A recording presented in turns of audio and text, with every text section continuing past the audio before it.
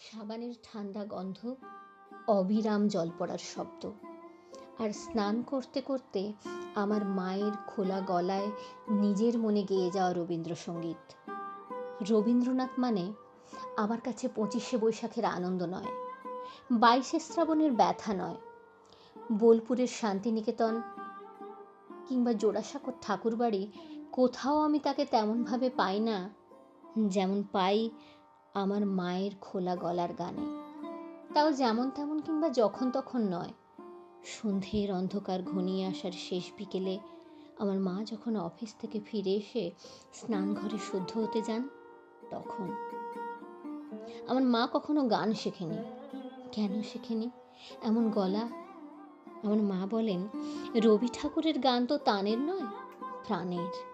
তাই আমার মার একটি প্রিয় গান, কাঁদালে তুমি মোরে ভালোবাসারই ঘায়ে, নিবিড় বেদনাতে পুলক লাগে গায়ে, তোমার অভিসারে যাব অগম পারে, চলিতে পথে পথে বাজুকো ব্যথা পায়।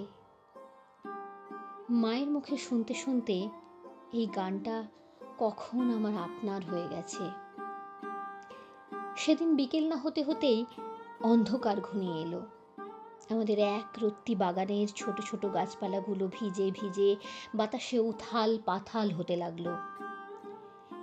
ঝড়ো ঝড়ো বৃষ্টির অবিশ্রাম ধারায় ভিজতে ভিজতে আমি মার মতোই গাইতে লাগলাম।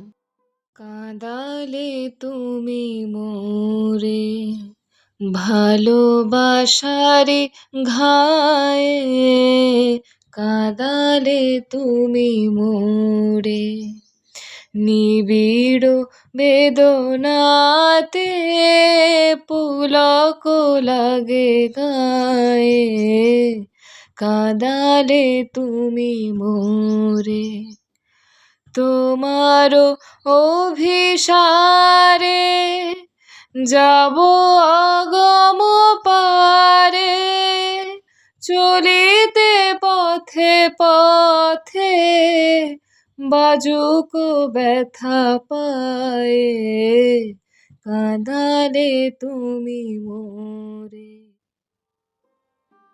অভিসার মানে কি মা? মা বললেন, অভিসার?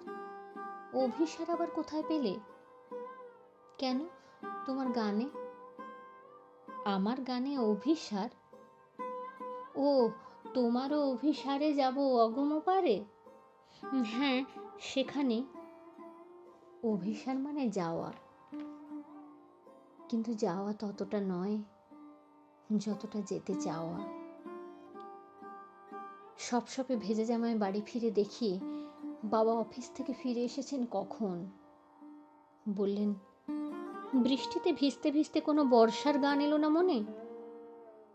বাবাকে আমি কেমন করে বোঝাই যে অভিসার শব্দের মানেটা এখন আমি জেনে গেছি, আজই জেনেছি ভালোবাসার আঘাতে কেমন করে কাঁদা যায়। এইসব নিয়েই আমার রবীন্দ্রনাথ। আমার রবীন্দ্রনাথকে আমি এইভাবেই মেঘলা আকাশে, বাদল বাতাসে, সাবানের গন্ধে, জল পড়ার শব্দে, বিকেলের মরে যাওয়া আলো অন্ধকারে বারবার পেতে চাই। বছরের পর বছর, প্রতি বছর, যতদিন যাবে।